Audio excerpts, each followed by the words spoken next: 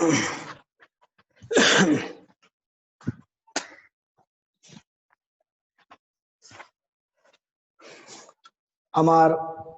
একাদশ শ্রেণীর ছাত্রছাত্রীদের জন্য আমি তোমাদের বাঙালির ভাষা ও সংস্কৃতি যে বইটা আছে সেই বইয়ের যে টপিকটা তোমাদের আজকে পড়াবো, টপিকটার নাম হচ্ছে ভাষা বৈচিত্র্য ও বাংলা ভাষা।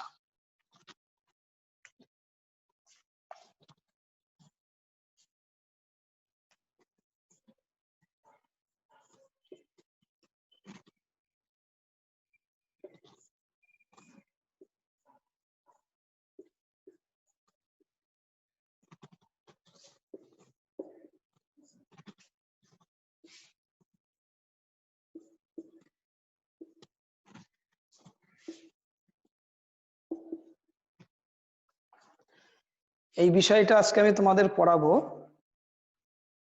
এটা পড়ানোর আগে সর্বপ্রথমে তোমাদেরকে কয়েকটা বিষয়ে একটু ধারণা দিয়ে দেবো। আগে ধারণা দিয়েই তারপরে আমরা মূল বিষয়বস্তুর মধ্যে প্রবেশ করব।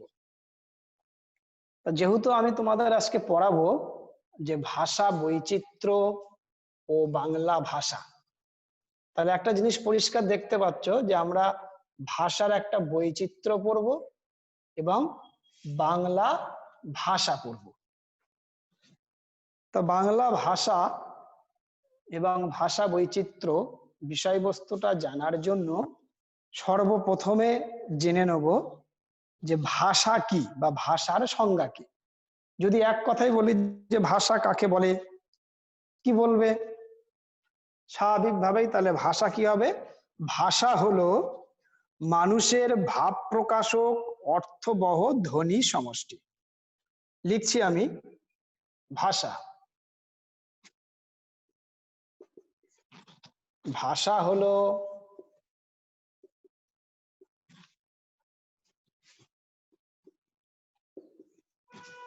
মানুষের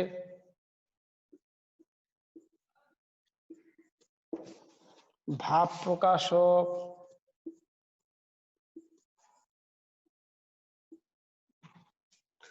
অর্থবহ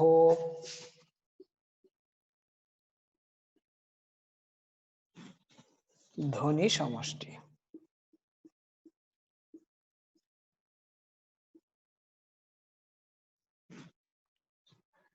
এটা আমরা বলতে পারি ভাষা। যে ভাষা কি? ভাষা হলো মানুষের ভাব প্রকাশক অর্থবহ ধ্বনি সমষ্টি, এটা ভাষা। এখন আচার্য সুকুমার সেন এই সংজ্ঞাটাকে একটু গুছিয়ে বলেছেন। তিনি বলেছেন মানুষের উচ্চারিত অর্থবহ বহুজনবদ্ধ ধ্বনি সমষ্টি হলো ভাষা। কি বলেছেন? মানুষের উচ্চারিত অর্থবহ বহুজনবদ্ধ ধ্বনি সমষ্টি হলো ভাষা। লিখছি,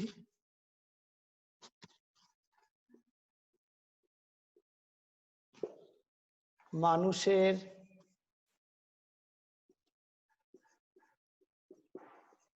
উচ্চারিত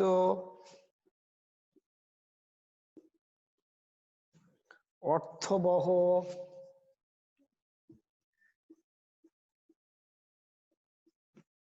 বহুজনবদ্ধ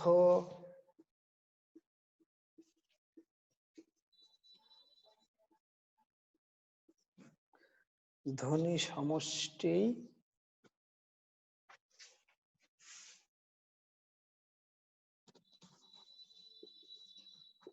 ভাষা। এই সংজ্ঞাটা কে দিয়েছেন? এই সংজ্ঞাটা দিয়েছেন সুকুমার সেন।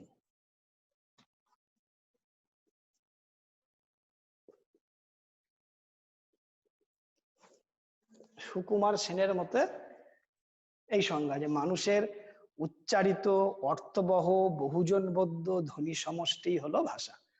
এখানে বিশ্লেষণের প্রয়োজন রাখে যে যে কোনো ধ্বনি ভাষার মধ্যে অন্তর্ভুক্ত হবে না। কোন কোন ধ্বনি অন্তর্ভুক্ত হবে না? এই একটা বই, এতে আমি আওয়াজ করলাম, এই আওয়াজটা ধ্বনির মধ্যে অন্তর্ভুক্ত হবে না।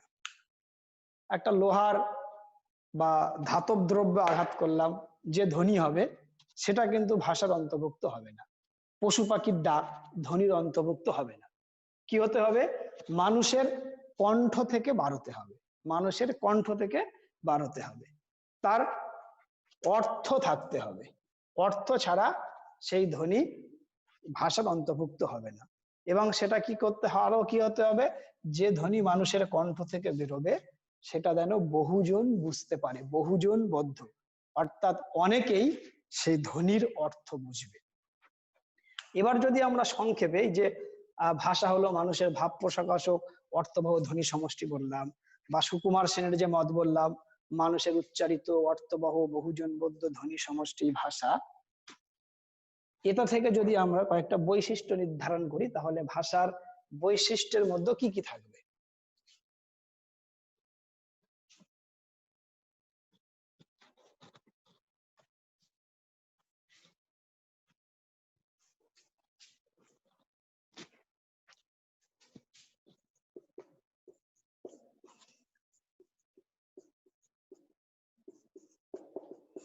ভাষার বৈশিষ্ট্য যদি আমরা এক এক করে সাজাই তাহলে পাবো, এক, মানুষের কণ্ঠ উচ্চারিত ধ্বনি হতে হবে।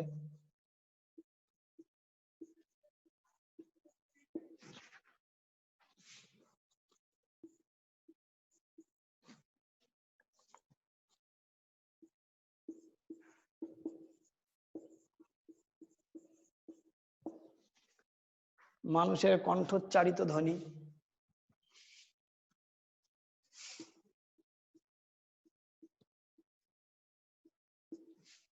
দু নম্বর, তা অর্থবহ ধ্বনি।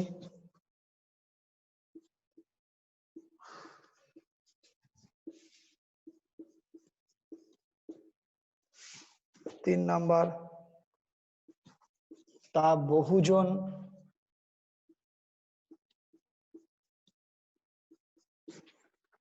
বদ্ধ ধ্বনি। চার নাম্বার, তা মনের ভাব প্রকাশক ধ্বনি।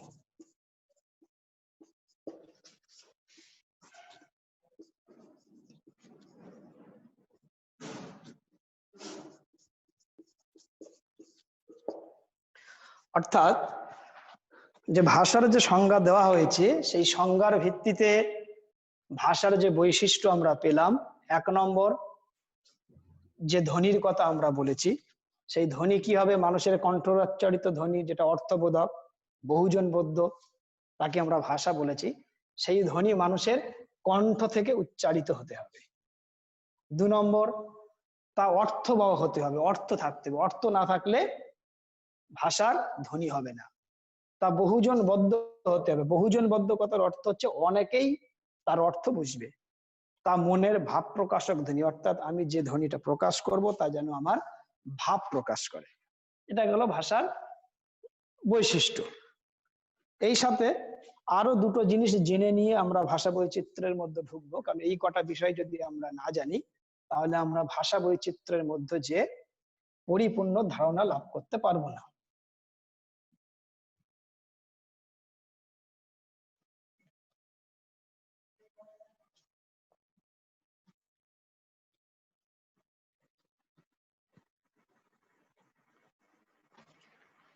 প্রথমে আরো দুটো বিষয়ের উপর একটু ধারণা আমাদের নিয়ে নিতে হবে। এক নম্বর হচ্ছে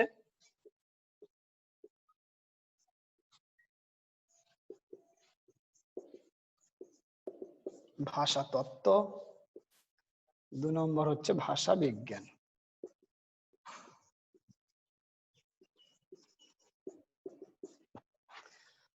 ভাষা তত্ত্ব কাকে বলবো আর ভাষা বিজ্ঞান কাকে বলবো, এটা মাঝে মাঝেই ছাত্রছাত্রীরা গুলিয়ে ফেলে। ওই জন্য এখানে একটুখানি ভাষা তত্ত্ব আর বিজ্ঞানটা জেনে রাখা দরকার। ভাষা তত্ত্ব ইংলিশ, এটাকে আমরা বলছি ফিলোলজি।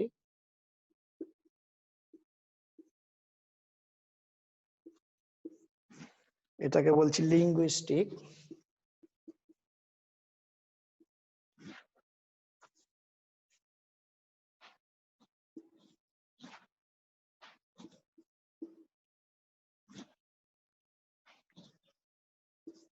লিঙ্গুইস্টিক।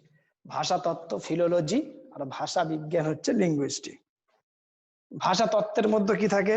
কোন একটি বিশেষ ভাষার বিচার বিশ্লেষণ, কোন একটি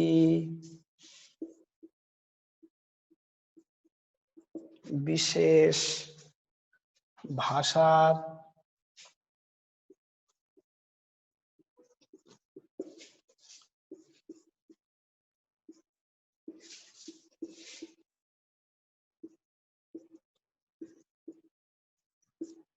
কোন একটি বিশেষ ভাষার বিচার বিশ্লেষণ, অর্থাৎ ভাষা তত্ত্বের মধ্যে কোনো একটা নির্দিষ্ট ভাষার উপরে তার বিচার বিশ্লেষণ থাকে, তার উপরে কোনো তত্ত্ব প্রতিষ্ঠা করা হয়। ভাষা বিজ্ঞানের মধ্যে এক বা একাধিক ভাষার উপর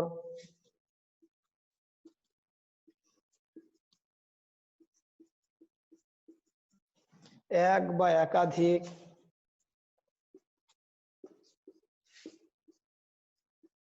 ভাষার উপর বিচার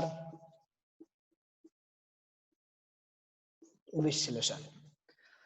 দুটো ক্ষেত্রে, ভাষা তত্ত্বের ক্ষেত্রে কি হয়, কোনো একটি নির্দিষ্ট ভাষার উপরে বিচার বিশ্লেষণ করে কোনো একটা সাধারণ তত্ত্ব প্রতিষ্ঠা করা হয়। আর ভাষা বিজ্ঞানের ক্ষেত্রে এক বা একাধিক ভাষার উপরে বিচার বিশ্লেষণ করে কোনো সাধারণ তত্ত্ব প্রতিষ্ঠা করা হয়, যেটা হয়তো অন্য ভাষার উপরে আবার প্রয়োগ করা হয়। এটা আরো মনে রাখার আরো সহজ পদ্ধতি হচ্ছে, মনে করো কেবল একটা নির্দিষ্ট ভাষা, তুমি বাংলা ভাষা নিয়ে আলোচনা করছো, ইংরেজি ভাষার উপরে গবেষণা করছো, সেই ভাষার উপরেই কেবল গবেষণামূলক আলোচনা বিচার বিশ্লেষণ। কিন্তু এবার আমি কেউ হয়তো বাংলা ভাষার সঙ্গে ইংরাজি, ইংরাজি ভাষার সঙ্গে সংস্কৃত, দুটো বা তিনটে ভাষা নিয়ে যখন বিচার বিশ্লেষণ এবং কোনো তত্ত্ব তৈরি করা হবে, তখন সেটা হবে ভাষা বিজ্ঞান। অর্থাৎ যদি একটা সাধারণ পার্থক্য তোমাদের নির্ণয় করতে বলা হয়, তাহলে কি করবে, যে ভাষা তত্ত্ব মানে এখানে একটা ভাষা থাকে, একটা নির্দিষ্ট ভাষার উপরে বিচার বিশ্লেষণ গবেষণা করা হয়। আর ভাষা বিজ্ঞান মানে এক বা একের অধিক, এখানে একের অধিক দুটো বা তিনটে ভাষার উপরে বিচার বিশ্লেষণ করা হয়।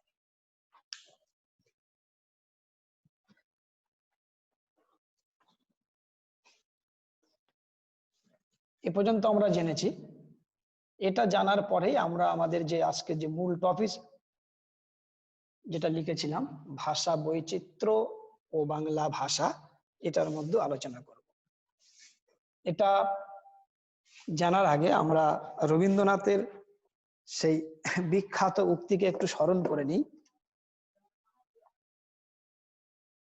নানা ভাষা নানা মত নানা পরিধান, বিবিধের মাঝে দেখো মিলন মহান। বিবিধের মধ্যে ঐক্য, বৈচিত্র্যের মধ্যে ঐক্য, এটা একটা ভারতবর্ষের বৈশিষ্ট্য। অর্থাৎ ভারতবর্ষ এমন একটা দেশ, এখানে নানা ভাষা নানা মত নানা জাতি বাস করলেও আমাদের সবার মধ্যে একটা জায়গায় মিল বা শৃঙ্খলা আছে। আমরা দাবি করি, বলি যে আমরা সবাই ভারতীয়। আমরা যারা বাংলা ভাষী, আমরা সবার মধ্যে একটা মিল, আমাদের একতা আছে, যেমন আমরা বলি আমরা বাঙালি।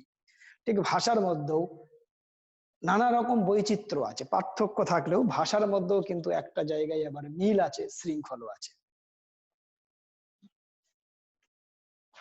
প্রথমেই ভাষা বৈচিত্র্য একটু দেখতে যে একটু উদাহরণ দিই। মনে করো আমরা সবাই তো বাংলা ভাষায় কথা বলি। এখন যখন আমরা বন্ধুদের সঙ্গে কথা বলি বাংলাতে বলি, যখন মাইকে বক্তব্য দিই তখনও বাংলাতে বলি, যখন পরীক্ষার খাতায় উত্তর লিখি তখনও বাংলাতে বলি, কিংবা যখন আমরা গল্প উপন্যাস প্রবন্ধ লিখি তখনও বাংলাতে লিখি। কিন্তু লিখলেও আমরা বন্ধুদের সঙ্গে কথা বলা, মাইক্রোফোনে কথা বলা আর লেখা বাংলাতে লিখলেও সব ক্ষেত্রে কি পার্থক্য হয়ে যায় না? যায়। এই যে পার্থক্য, আমরা তো সব বাংলা বললেও তিন রকম ক্ষেত্রে ভাষার কিন্তু পার্থক্য তৈরি হয়ে যায়, ধরন কিন্তু বদলে যায়। এই যে পার্থক্য, এটা একটা ভাষার বৈচিত্র্য। এখন এই ভাষার বৈচিত্র্য আরো বোঝার ক্ষেত্রে দুটো শব্দ আমাদেরকে আরো মনে রাখতে হবে। এক নম্বর,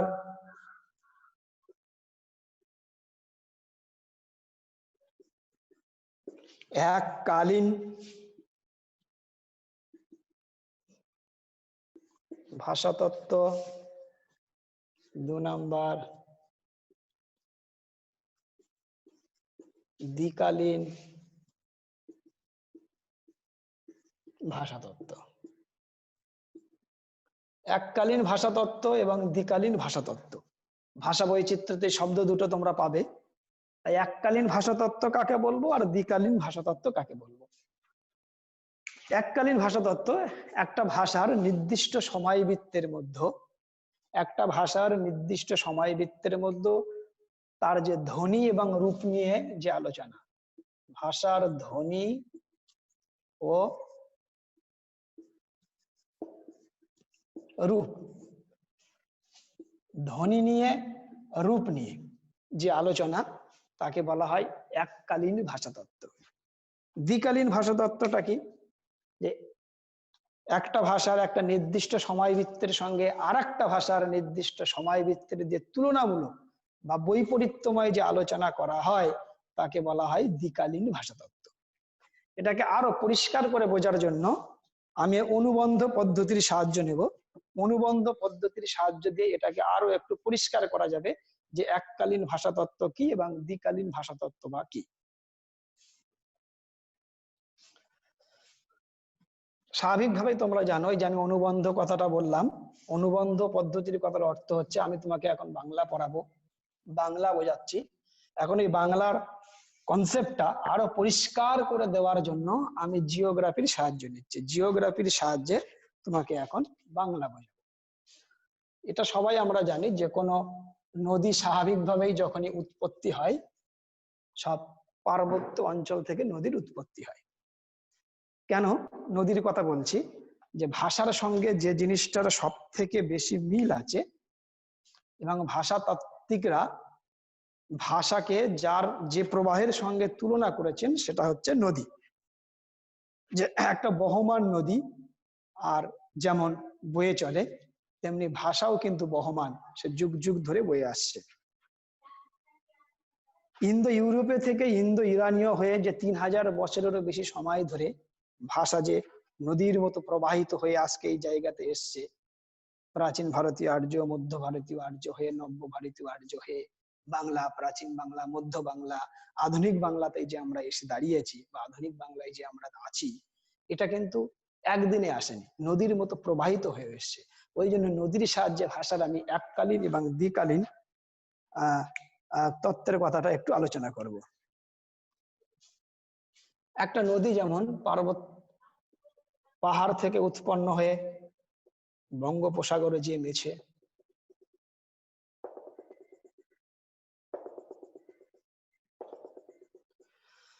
একটা নদী কি হয়,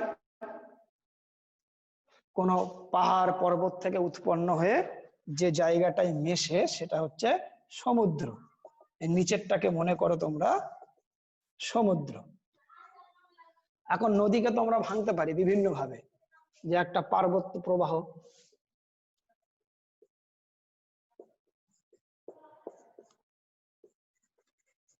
মধ্য প্রবাহ,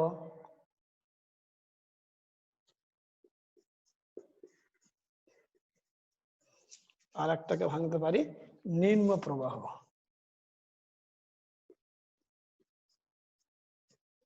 এখানে নদীর কি গতি থাকে? উচ্চ গতি। এখানে মধ্য গতি,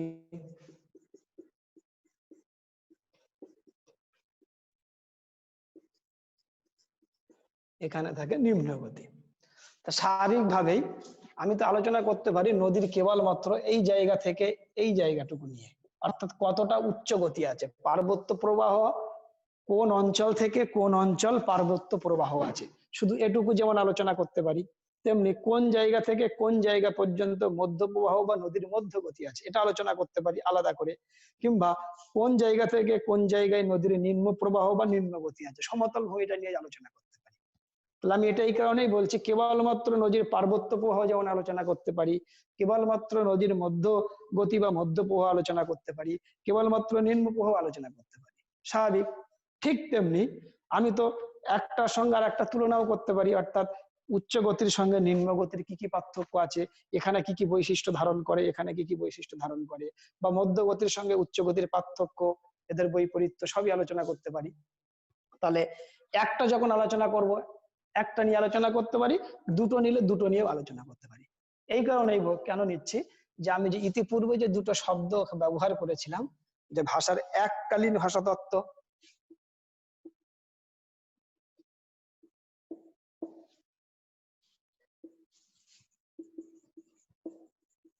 ইংলিশে এটাকে বলা হচ্ছে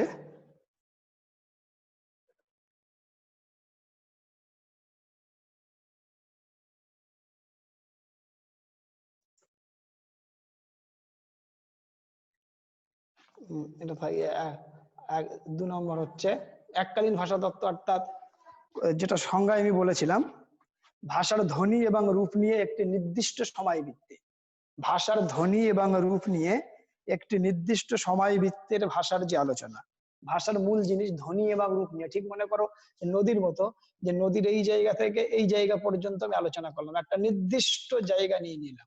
ঠিক ভাষার ক্ষেত্রেও ধরো আমি মনে করলাম কেবলমাত্র প্রাচীন যুগ নিয়ে আলোচনা করব, তাহলে প্রাচীন যুগে সেই 800 থেকে 900 শতক ধরে নিয়ে আমি মোটামুটি 1200 সাল পর্যন্ত মনে করলাম বাংলা ভাষা নিয়ে আলোচনা করবো।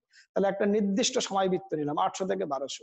এই সময় ভাষার কি কি কি কি নেব, ধ্বনি আর রূপ, অর্থাৎ কেমন ছিল এই সময় ভাষার ধ্বনি এবং রূপ কেমন ছিল, এটা নিয়ে আলোচনা করলাম। কিংবা মধ্যযুগের ভাষা, মোটামুটি 1300 পর থেকে 100 বছর তো অন্ধকার যুগ ছিল, তারপর থেকে 1300 থেকে মোটামুটি 1550 পর্যন্ত একটা সময়কাল ধরে নিলাম। এই সময় ভাষার ধ্বনি আর রূপ কেমন ছিল, এটা নিয়েই কেবল আলোচনা করবো। তাহলে একটা নির্দিষ্ট সময় বৃত্তের ভাষার ধ্বনি এবং রূপ নিয়ে যে আলোচনা, এটাকে বলা হচ্ছে এককালীন ভাষাতত্ত্ব। ঠিক যেমন শুধু পার্বত্য প্রবাহ, শুধু মধ্য প্রবাহ, শুধু নিম্ন প্রবাহ। দ্বিকালীন ভাষাতত্ত্ব আর একটা বলেছি,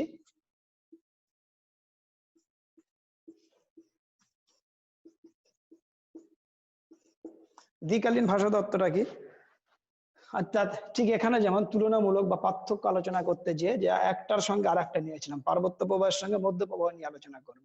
ঠিক ভাষার মধ্যে একটা নির্দিষ্ট কালের সময়, একটা ভাষার নির্দিষ্ট একটা সময়সীমার ভাষা নিলাম, তার সঙ্গে আর একটা নির্দিষ্ট সময়সীমার ভাষা নিলাম। একই ভাষার দুটো সময়কালের নিলাম, হয়তো প্রাচীন যুগের সঙ্গে আমি আধুনিক যুগের ভাষার তুলনামূলক আলোচনা করব। এই যে অর্থাৎ একটা নির্দিষ্ট সময়কালের ভাষাবিত্তের সঙ্গে আর একটা নির্দিষ্ট সময়কালের ভাষাবিত্তের যে তুলনামূলক আলোচনা, বিচার বিশ্লেষণ, এটাকে বলা হচ্ছে দ্বিকালীন ভাষাতত্ত্ব। দ্বিকালীন অর্থাৎ দুটো কাল থাকবে। দ্বিকালীন ভাষাতত্ত্বকে অনেকে আবার ঐতিহাসিক ভাষাতত্ত্ব বলেছে।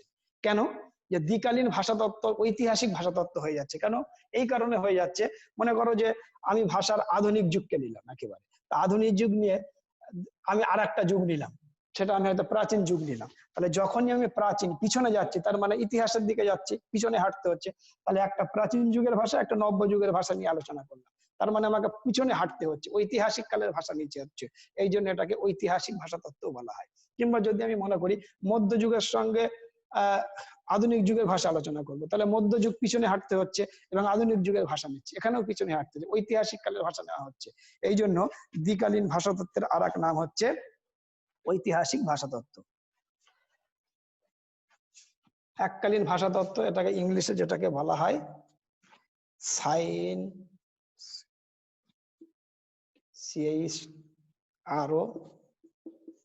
ক্রনিক।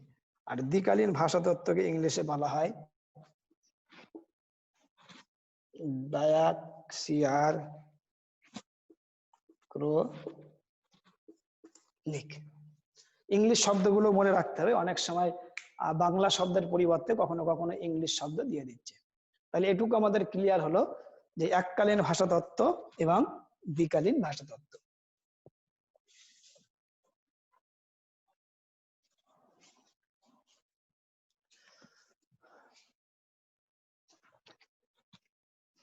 এবার ভাষার বৈচিত্র্যের জন্য আমাদের যেটা জানতে হবে, একটা ছোট্ট উদাহরণের সাহায্যে আমি বোঝাবো তোমাদের।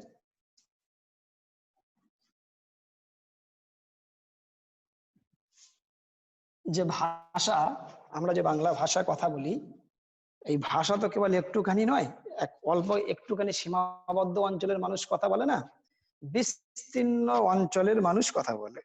আমরা যে বাংলা ভাষায় কথা বলি, উত্তরে কুচবিহার থেকে শুরু করে দক্ষিণে একেবারে বঙ্গোপসাগর পর্যন্ত যদি আমরা তাকাই, একেবারে মেদিনীপুর থেকে শুরু করে পুরুলিয়া,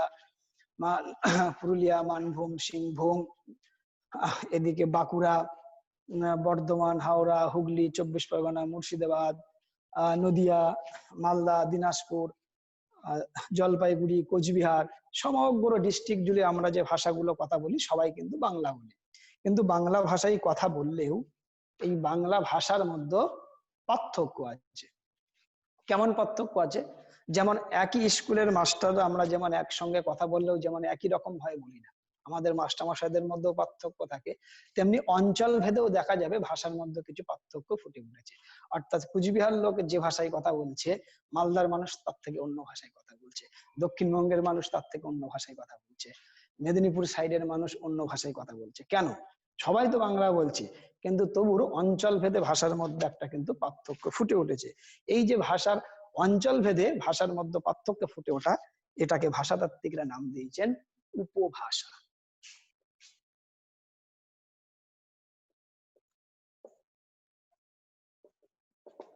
উপভাষা কেন?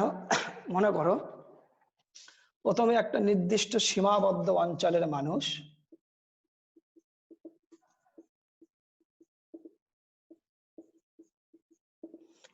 এই অঞ্চলের মানুষ বাংলা ভাষায় কথা বলতো। এখন জনসংখ্যা বাড়ছে, বাড়তে বাড়তে জায়গার দরকার হচ্ছে, জায়গা বেড়ে গেল, এই অঞ্চলটা দূরে বাংলা ভাষায় কথা বলতে শুরু করলো। তারপর আরো আস্তে আস্তে দেখা যাচ্ছে অঞ্চল আরো বেড়ে গেল, এই অঞ্চলের মানুষ বাংলা ভাষায় কথা বলছে।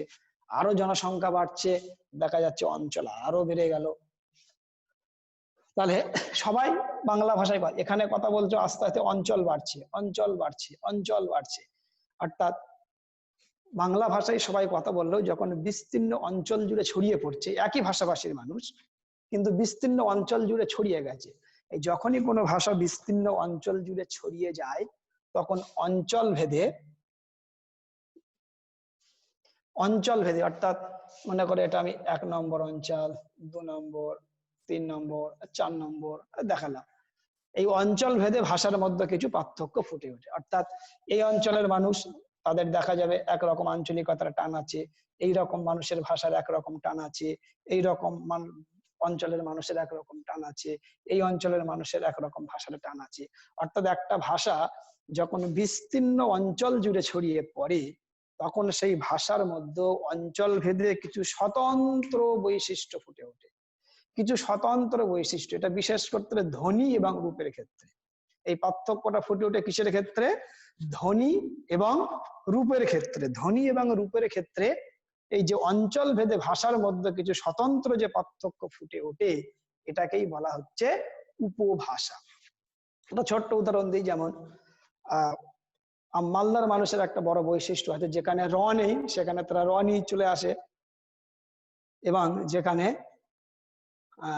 মানে হঠাৎ করে রয়ের আগমন এবং কোথাও তারা রয়ের লোপ করে দেয়। দেখা যাচ্ছে যেখানে র থাকার কথা সেখানে তারা রকে লোপ করে দিয়ে আ নিয়ে আসে।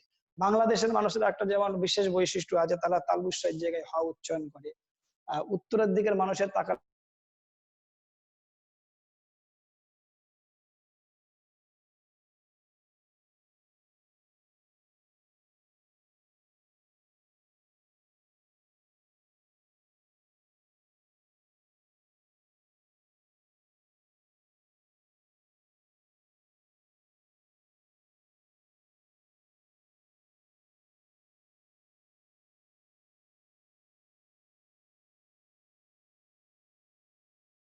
2 নম্বর বঙ্গালী, 3 নম্বর বরেন্দ্রী, 4 নম্বর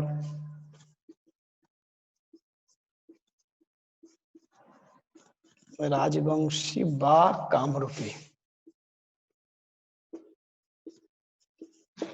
5 নম্বর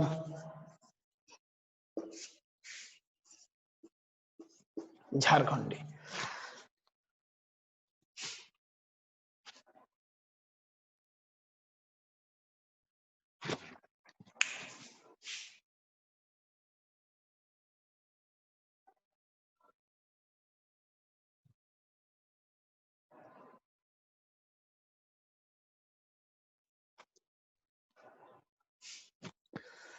তাহলে কি বললাম যে বাংলা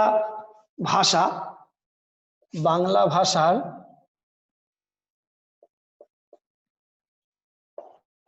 উপভাষা হচ্ছে পাঁচটা। একটা রাঢ়ী, একটা বঙ্গালী, একটা বরেন্দ্রী, একটা রাজবংশী বা কামরূপী, আর একটা হচ্ছে ঝাড়খণ্ডী। রাঢ়ী এর যদি আমরা অঞ্চল দেখি তাহলে কলকাতাকে কেন্দ্র করো, কলকাতা, তার দুই পাশে 24 পরগনা, এদিকে হাওড়া, এদিকে হুগলি, তারপরে বর্ধমান, তারপরে বীরভূম, তারপরে মুর্শিদাবাদ। অর্থাৎ কলকাতা এবং তার চারিপাশের যে জেলাগুলো আছে তারা যে আঞ্চলিক যে টান তাদের, তারা যে ভাষায় কথা বলে সেটার নাম দেওয়া হয়েছে রাঢ়ী উপভাষা। ঠিক তারপরে যদি আমরা ওপার বাংলার দিকে তাকাই, অর্থাৎ বাংলাদেশের রাজশাহী, খুলনা, পাবনা, বগুড়া, চট্টগ্রাম, এই সমস্ত অঞ্চলের মানুষের ভাষা কিন্তু বঙ্গালী উপভাষা। ঠিক মালদা এবং দক্ষিণ দিনাজপুর মানুষের যে মুখের ভাষা তার নাম দেওয়া হয়েছে বরেন্দ্রী। এদিক রাজবংশী, অর্থাৎ উত্তর দিনাজপুরের কিছু অংশ, জলপাইগুড়ি এবং কোচবিহারের মানুষ যে ভাষায় কথা বলে তার নাম হচ্ছে রাজবংশী বা কামরূপী। আর মেদিনীপুর, পুরুলিয়া, বীরভূমের কিছু অংশ, মানভূম, সিংভূম অঞ্চলের মানুষ যে ভাষায় কথা বলে সেই উপভাষার নাম হচ্ছে ঝাড়খণ্ডী। একটু সংক্ষেপ মনে রাখবে, এই ঝাড়খণ্ডী নামকরণটা করেছেন সুকুমার সেন।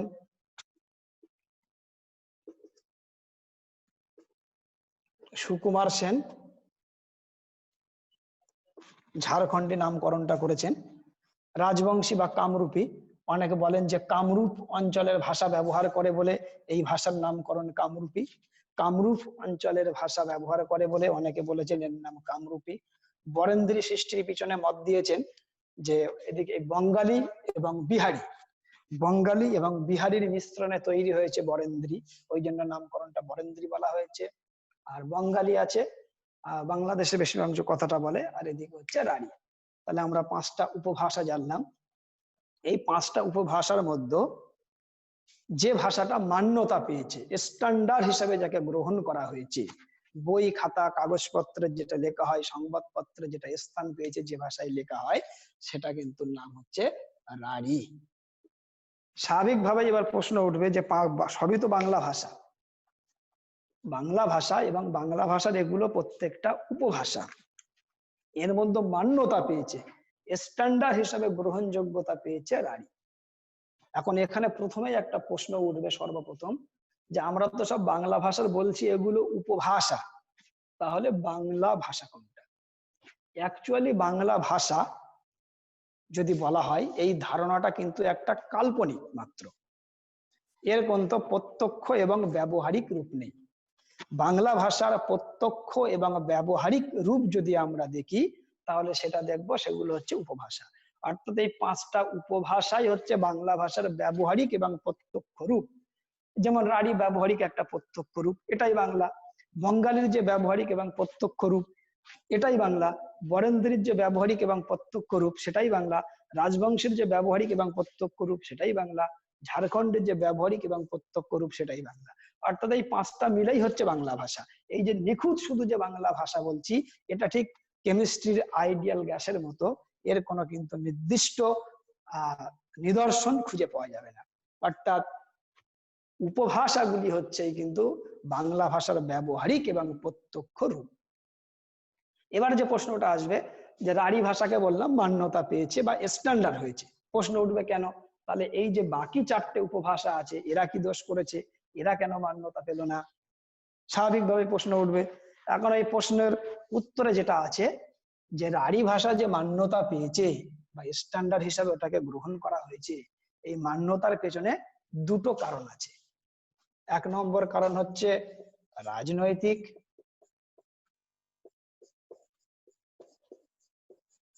আর 2 নম্বর কারণ হচ্ছে ঐতিহাসিক। অর্থাৎ রাঢ়ী ভাষা যে মান্যতা পেয়েছে, স্ট্যান্ডার্ড হয়েছে, গ্রহণযোগ্যতা পেয়েছে, এর পিছনে কারণ হচ্ছে একটা রাজনৈতিক আর একটা কারণ হচ্ছে ঐতিহাসিক। রাজনৈতিক বা ঐতিহাসিক কারণটা কি? আমরা সবাই জানি যে আমাদের দেশে যে ব্রিটিশ বেনিয়া বা উপনিবেশিক দল যারা প্রথমে এসছিল, কি ইংরেজ, কি ফরাসি, কি ওলন্দাজ, যারাই কিন্তু প্রথমে এসছিল সব কিন্তু কলকাতার বুকে এসছিল। আর কলকাতা আমাদের প্রাথমিক অর্থাৎ তৎকালীন দেশের রাজধানী ছিল। এখন রাজধানী থেকে দেশ পরিচালিত হতো এবং যারা প্রথমে এসেছিল সবাই রাজধানীতেই এসেছিল। তারাও কিন্তু এদেশে এসে এদেশের ক্ষমতা হস্তগত করে এদেশের শাসন কার্য তারাও চালাতে চেয়েছিল। এক আরেকটা কারণ দেখো, এদেশে যারা প্রথম বহিরাগত যারা এসেছিল, ইউরোপিয়ান কান্ট্রি থেকে যারা এসেছিল, তারা এদেশে এসে এদেশের মানুষকে কনভার্ট করতে চেয়েছিল, ধর্মান্তরিত করতে চেয়েছিল। বিশেষ করে খ্রিস্ট ধর্মে তারা ধর্মান্তরিত করতে চেয়েছিল। এখন সেই ধর্মান্তরিত করতে যেয়ে তারা দেখলো এদেশের মানুষকে এদের ভাষায় এদের মতো করে বোঝাতে হবে। এখন এদেশের মানুষকে এদের ভাষায় এদের মতো করে বোঝাতে যেয়ে যে ছাপাখানা, কাগজপত্র, বই যা কিছু লেখা হলো, ওই অঞ্চলের মানুষ যে ভাষায় কথা বলে, যেমন ভাবে বলে, সেটাকেই তারা গ্রহণ করলো। আর স্বাভাবিকভাবে সেটা তখন ছিল রাঢ়ী, যার জন্য রাঢ়ীতেই তারা সবকিছু লেখালেখি শুরু করলো, রাঢ়ীর মাধ্যমে তারা মানুষের কাছে তুলে ধরলো। সেটা আস্তে আস্তে ব্যাপকতর আকার ধারণ করলো। অর্থাৎ রাঢ়ী যে মান্যতা পেয়েছে এর পিছনে কারণ ছিল রাজনৈতিক এবং ঐতিহাসিক।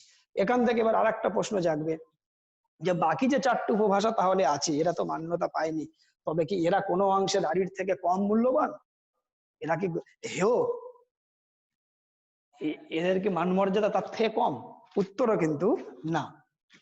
উপভাষা কোনোটাই কারো থেকে কোনো অংশে কম মূল্যবান নয় বা কম গুরুত্বপূর্ণ নয়। প্রত্যেকটা উপভাষার মর্যাদা, মান, গুরুত্ব সমান, কেউ কারো থেকে কম নয়। কারণ এই ঐতিহাসিক রাজনৈতিক কারণটা যদি ঘটে যেত বরেন্দ্রীর ক্ষেত্রে বা বঙ্গালীর ক্ষেত্রে বা রাজবংশীর ক্ষেত্রে বা ঝাড়খণ্ডের ক্ষেত্রে, তাহলে এরাই কেউ মান্যতা পেত, কোনো একটা ভাষা মান্যতা পেত। সেই জন্য কোনো ভাষা মানে কোনো উপভাষা কোনো অংশে কারো থেকে কম গুরুত্বপূর্ণ নয়। এখানে আরেকটা জিনিস তোমাদের মাথায় রাখতে হবে এবারে, কোশ্চেনও বেশ কয়েকবার এসেছে, বেশ কয়েকবার একটা করে শর্ট কোশ্চেন এখান থেকে দিয়ে দেয় দেখেছি। যে সমস্ত কোম্পানির দলগুলো এসেছিল,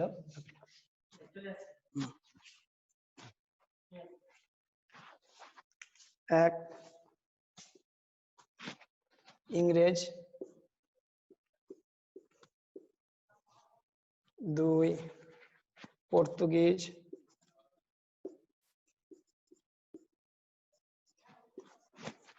3 ফরাসি,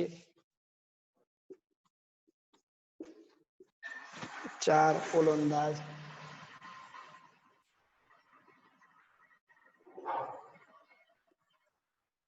দেখা যাবে এখান থেকে যেটা কোশ্চেন হয়, ইংরেজরা প্রথম এসে কোথায় ঘাঁটি গেড়েছিল, পর্তুগিজরা প্রথম কোথায় এসে তারা ঘাঁটি গেড়েছিল, ফরাসিরা কোথায় এসে ঘাঁটি গেড়েছিল, ওলন্দাজরা কোথায় এসে ঘাঁটি গেড়েছিল। এখন ইংরেজরা প্রথম যেখানে ঘাঁটি গেড়েছিল সেটা হচ্ছে কলকাতা। পর্তুগিজরা এসেছিল প্রথমে হুগলিতে এবং ফরাসিরা এসেছিল চন্দননগরে। ওলন্দাজরা এসেছিল শ্রীরামপুরে।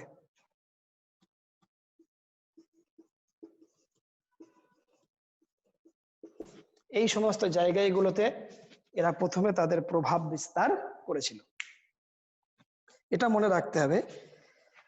এটার পরে আরো একটা পয়েন্ট আমি আলোচনা করব, যেটা বলে আজকের ক্লাস এখানে সমাপ্ত শেষ করব, সেটা হচ্ছে উপভাষার শৃঙ্খল।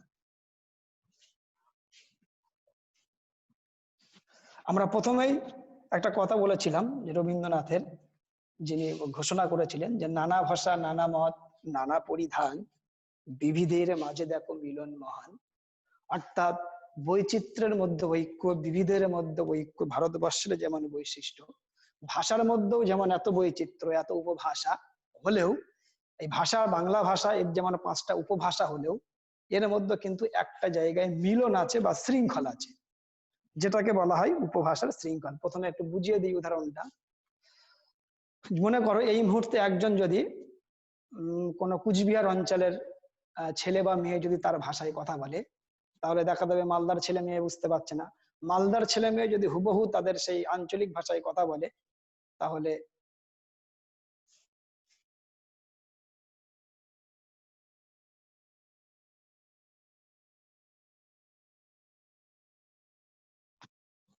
মালদার ছেলে মেয়ে যদি হুবহু তাদের ভাষায় কথা বলে তাহলে দেখা যাবে দক্ষিণবঙ্গের মানুষ বুঝতে পারছে না, বা দেখা যাবে যদি তোমার ঝাড়খণ্ড অঞ্চলের মানুষ হুবহু তাদের ভাষায় কথা বলে তা আমরা কেউ বুঝতে পারবো না।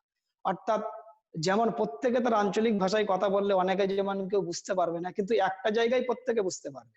প্রত্যেকে কিন্তু আমরা বুঝতে পারবো মান্য চলিত ভাষাটা, অর্থাৎ পরীক্ষার খাতায় যেটাই আমরা লিখি যে মান্য চলিত ভাষায় যখন আমরা বলবো বা লিখবো সেটা কিন্তু প্রত্যেকে আমরা বুঝতে পারবো।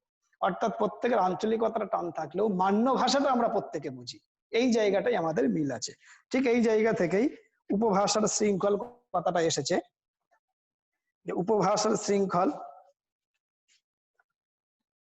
সংজ্ঞাটা আমি লিখবো।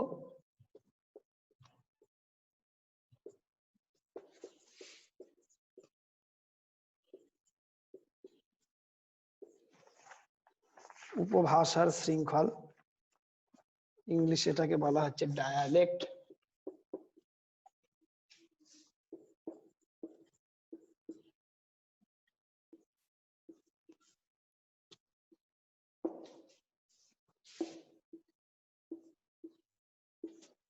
উপভাষার শৃঙ্খল বা ডায়ালেক্ট কন্টিনিউম কাকে বলে? এটা কোশ্চেন হয় বারবার। ভাষা কিন্তু মূল যে বিষয় যে জায়গাটা সেটা হচ্ছে বোধগম্যতার দিক থেকে, যদি বোধগম্যতা না হয় তাহলে তাকে তো আমরা ভাষার মধ্যে নিয়ে আসতে পারবো না। আবার বলি বিষয়টা, যে মালদার মানুষ যদি হুবহু তার আঞ্চলিক ভাষায় কথা বলে তাহলে কুচবিহারের মানুষ বুঝতে পারবে না, কুচবিহারের মানুষ হুবহু তার কামরূপীতে কথা বললে মালদার মানুষ বুঝতে পারবো না, দক্ষিণবঙ্গের মানুষ বুঝতে পারবে না। কিন্তু যখনই মান্য ভাষায় বলবে ও মান্যটা বোঝে এও মান্যটা বলে এটা বুঝবে। উড়িয়া ভাষায় যদি কেউ কথা বলে দেখা যাবে মেদিনীপুরের মানুষ তার চলিত রূপটা বুঝতে পারছে কিন্তু মান্য রূপ বুঝতে পারবে না। আবার দেখা যাবে উড়িয়ার মানুষ এদেশের মান্য রূপটা বুঝতে পারছে, কিন্তু কুচবিহার অঞ্চলের মানুষের চলিত কথা অর্থাৎ আঞ্চলিক ভাষাটা বুঝতে পারছে না। এই দিক থেকে ভাষার মধ্যে একটা মিল বা শৃঙ্খল আছে, যে আমরা সবাই যে জায়গাটা বুঝতে পারি সেটা হচ্ছে মান্য রূপ। এইখান থেকেই উপভাষার শৃঙ্খল কথাটা এসেছে, এবং যে সংজ্ঞাটা এখান থেকে দেওয়া যাবে যে কোনো ভাষার উপভাষাগুলির মধ্যে পারস্পরিক মিল এবং বোধগম্যতা না থাকতে পারে, কিন্তু ওইসব উপভাষার মানুষ বুঝতে পারবে সেই ভাষার মান্য রীতিটিকে। সেদিক থেকে উপভাষাগুলির বিশেষভাবে শৃঙ্খলাবদ্ধ, একেই বলা হয় উপভাষার শৃঙ্খল। আবার বলি বা লিখে দিই, কোন ভাষার উপভাষাগুলির মধ্যে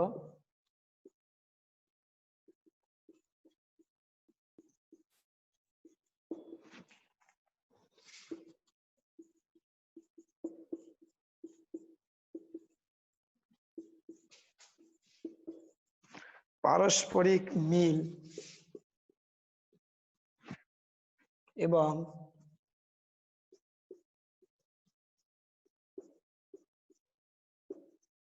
বোধগম্যতা না থাকতে পারে। কোন ভাষার উপভাষাগুলির মধ্যে পারস্পরিক মিল এবং বোধগম্যতা না থাকতে পারে, কিন্তু ওইসব উপভাষার মানুষ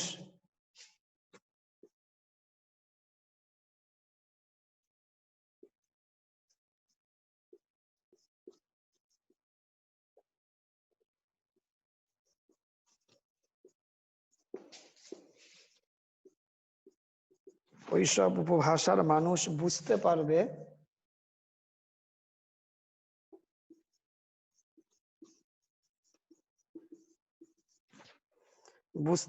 সেই ভাষার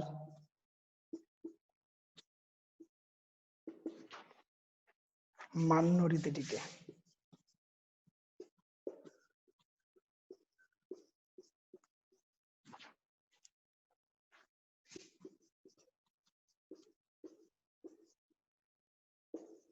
সেদিক থেকে উপভাষাগুলি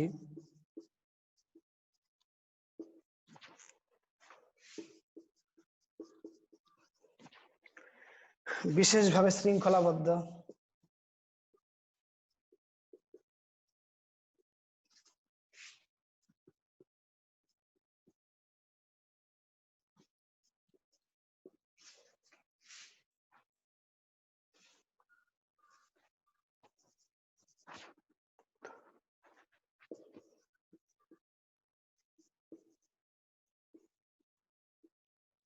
একেই বলা হয় উপভাষার শৃঙ্খল বা ডায়ালেক্ট কন্টিনিউয়াম।